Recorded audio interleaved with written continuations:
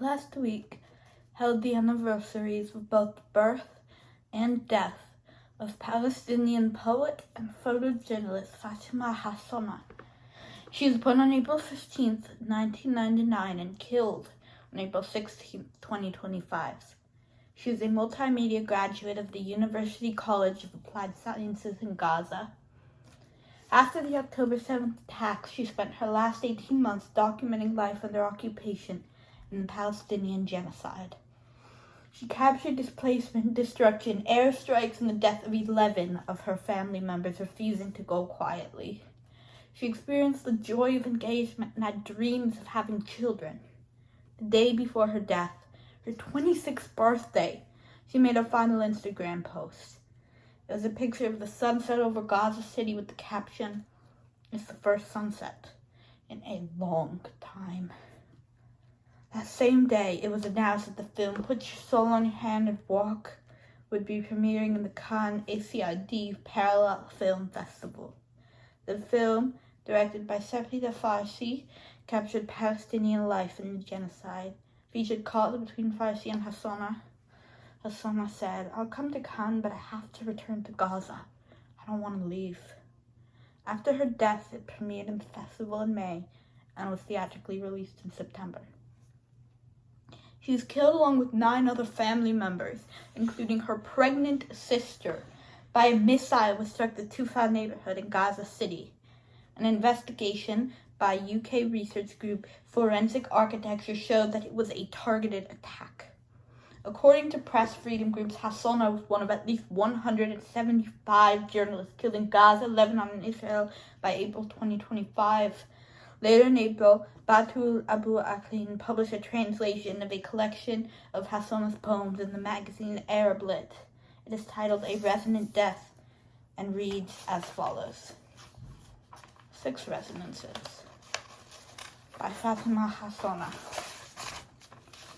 Translated by Bachelor Abu Aklin. This massacre taught us how to shrink things, turning them collapsible. The world became so very small that you could carry it on your back.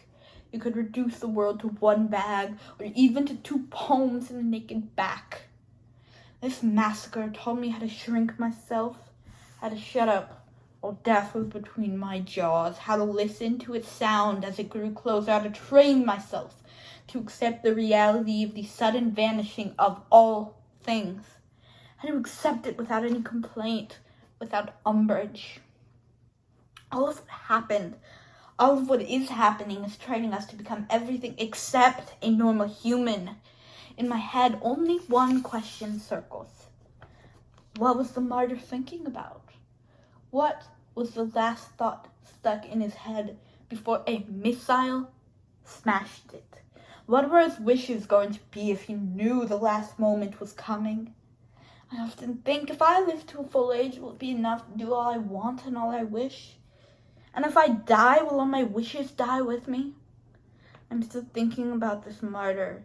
He came here, was killed. They wiped away his blood. They shrouded him while none of his family knew yet. But after I left, I saw all their faces.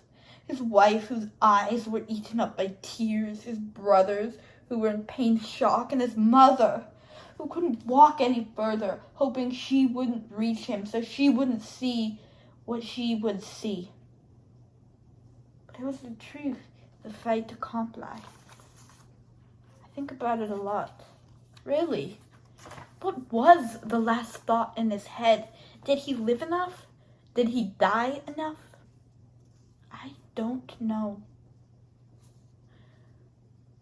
For 300 days, I was accompanied by Anya, my camera, and my only good friend who knew how to catch things, how to take the photos I wanted. For 300 days, my brothers and I were being killed in this massacre. Blood has been flowing over the ground, and I've become afraid of the moment when my brother's blood will reach me, will stain me.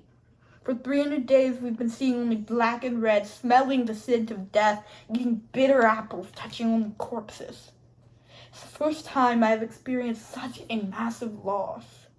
I've lost 11 members of my family, the dearest to my heart. Still nothing can stop me. I roam the streets every day without any master plan. I just want the world to see what I see. I'm taking photos to archive this period of my life. I'm taking photos of this history which my sons might hear of or might not. We are dying here every day in many colors and shapes. I die 1,000 times when I see a child suffer. I splinter, I turn to ashes. It hurts me what we've become. This nonsense hurts me. And this monster that eats us every day, it hurts. Every day when I leave, I see my mother waving goodbye, but I don't turn around. I don't want to see those eyes. I don't want all this sorrow for my mother, but what is there in this city? It's only death. On mentioning death, the inevitable death. If I must die, I want a resonant death. I want to be neither a newsflash nor a number within a group. I want a death heard by the whole world, an impact imprinted forever, and everlasting photos that won't be buried by time or place. All I fear is dying of hunger. I desire things animals haven't desired. I eat things animals haven't eaten. Death is watching me. The shelling is watching me. My fierce enemy is lurking, waiting for the first bite to reach an empty stomach so he can kill me with it. He snatches it from my palm and runs away. My stomach keeps crying out, I am hungry for a satisfying bite. While my enemy's friend is eating from McDonald's, drinking his iced coffee in pleasant surroundings, watching while my fierce enemy snatches from my fist the last bite and runs away while it turns into a real fear. I am dying of hunger. Tomorrow, when war gets back to its house, dragging behind it my age like empty tin cans tied to string, I will longingly remember that tumult and cry.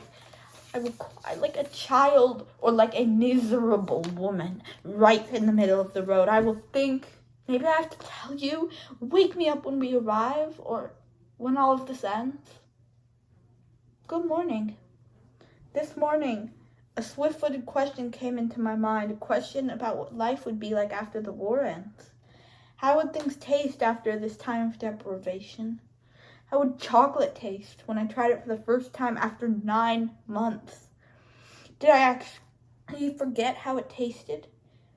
What would I feel when, for the first time, my mother cooked me roasted chicken and vegetable sauce alongside a plate of rice or her marvelous maklaba? I'm wondering, will I feel full and dizzy one day? That kind of dizziness after sating myself on this meal as I used to do? Or won't my stomach accept this exquisite food since it's been occupied by shoddy food for such a long time? What will I feel when I bite into the first apple, the first fruit? Will I be limited to only one? Or will there be more? I'm wondering about my feelings toward the world then when I feel full. Will I go back to seeing promising life, feeling that there's something to live for in this world, or will it fail to change because this war has made us see the world from another vantage and in many hideous ways? Dear world, who think themselves fair and human, do you really see those wishes as a normal thing in 2024? There it is. And it ends with the year 2024. The year her writing immortalized. But now, here we are in 2026, and still, do you see those wishes as a normal thing?